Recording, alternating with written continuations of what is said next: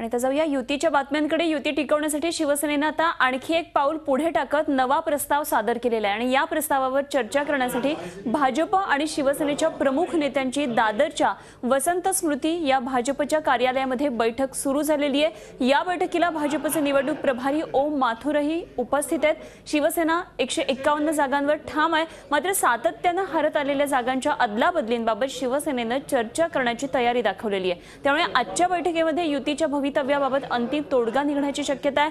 शिवसेनेच्या वतीने संजय राऊत आणि सुभाष देसाई भाजपच्या नेत्यांबरोबर बोलणी करत आहेत, तर दुसरीकडे भाजपच्या राज्यातल्या पदाधिकाऱ्यांची आणि कार्यकर्त्यांची आज मुंबईमध्ये महत्त्वपूर्ण बैठक सुरू आहे। शिवसेनेचे नेते आलेले आहेत। आम्ही नेहमीच सांगितलं की आमचे दरवाजे हे खुले आहेत, आम्ही चर्चा करायला नेहमीच तयार आहोत। आता ते काय प्रपोजल घेऊन आले आहेत त्याच्यावर आम्ही विचार करू, आमच्या कोर कमिटीत त्याचा विचार करू आणि त्यानंतर उचित जी काही भूमिका आहे ती तुम्हाला सांगू। आज अंतिम निर्णय होऊ शकतो, ईश्वराची मर्जी असेल तर लवकर होईल। शिवसेना के नेता हमारे पार्टी ऑफिस में आए हैं, वो क्या प्रपोजल लेकर आए हैं अभी उसके ऊपर चर्चा होगी। उस प्रपोजल के ऊपर हमारी कोर कमेटी भी विचार करेगी और उसके ऊपर हम उचित निर्णय लेंगे। हमने हमेशा ये कहा था कि दोस्तों में कभी अल्टीमेटम नहीं होता, दोस्तों में बातचीत कभी समाप्त नहीं होती। अब वो आए हैं तो ज़रूर इसके ऊपर सकारात्मक विचार होगा।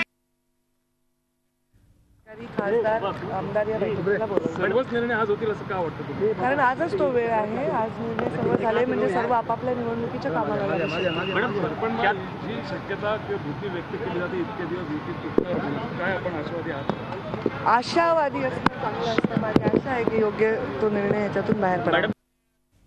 एकंदरीतच कहाणी में अब ट्विस्ट आ गए असं म्हणायला हरकत नाही। शिवसेना आणि भाजपचे नेते आता पुन्हा एकदा बैठकीचं त्यांचं सत्र सुरू आहे। आजचा दिवस हा निर्णायक ठरणार आहे, युती होणार आहे की नाही हे स्पष्ट होणार आहे आणि त्या दृष्टीने बैठकांचं हे सत्र सुरू आहे। भाजपच्या कार्यालयामध्ये वसंत स्मृती इथे आमचे प्रतिनिधी अमित जोशी आहेत, त्यांच्याकडून याबाबतच्या अपडेट्स जाणून घेऊया।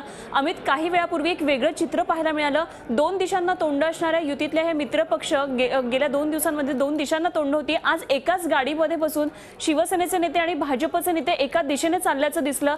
काय नेमके याचे सगळ्याचे संकेत मिळतात? या बैठकीमध्ये सध्या काय होतंय? गेल्या आठवड्याभर सेना भाजपमध्ये ज्या प्रकारे वाद होत आहेत, एकमेकांशी न बोलणारे की एकमेकांशी संवाद न साधणारे नेते एकाच गाडीमधून येतात, त्याच्यामुळे आज वेगळं चित्र बघायला मिळालं। आणि विशेष करून सेनेचे जे नेते सेनेची भूमिका ठरवत असतात, सेनेची एखाद्या गोष्टीवरची घटनेमागची भूमिका ठरवत असतात, असे संजय राऊत असतील, सुभाष देसाई असतील, अनिल देसाई असतील आणि नार्वेकर असतील, ते एका आशिष शेलार यांच्या गाडीमधून भाजपच्या कार्यालयात आलेले चित्र बघायला मिळालं।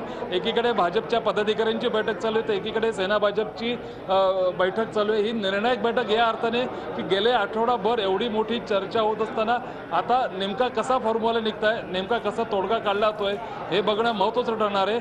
आपल्याबरोबर शिवसेना कव्हर करणारा आपला प्रतिनिधी दिनेश सुद्धा आहे। दिनेश, इतके दिवस ही चर्चा चालू आहे, असा काय सुवर्णमध्ये आता निघण्याची शक्यता आहे की ज्याच्या योगे ही युती टिकणार की मोडणार याचा आता निर्णायक फैसला आता या बैठकीत होणार आहे? अमित, एक नवा फॉर्म्युला पुन्हा एकदा समोर येतो आहे। शिवसेनेला सूत्रांकडून जी माहिती मिळते त्यानुसार 2 फॉर्म्युले आहेत। त्यात याआधी जो फॉर्म्युला होता की 119 जागांवर भाजपने लढायचं, 151 जागांवर शिवसेनेला लढायचं आणि 18 घटक पक्षांना देण्यात येतील, ही शिवसेना पक्षप्रमुख उद्धव ठाकरे यांनी जाहीररित्या मांडलेली भूमिका होती, जो फॉर्म्युला भाजपने अमान्य केला।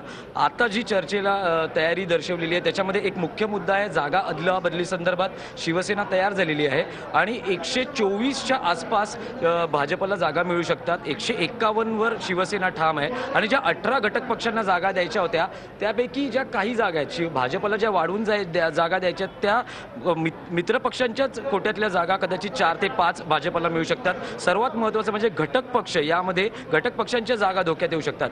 हा एक फॉर्म्युला आहे आणि हा घटक पक्षांना मान्य होईल का? दुसरा जो फॉर्म्युला आहे, शिवसेना कदाचित 151 जागांवर माघार घेऊ शकते, कारण 145 हे सत्ता स्थापनेसाठी लक्ष्य आहे, पण त्यासाठी त्यांना भाजपकडून शब्द हवा आहे की कुठल्याही परिस्थितीत मुख्यमंत्री हा शिवसेनेचाच राहील। झी 24 तास रहा एक पाऊल पुढे।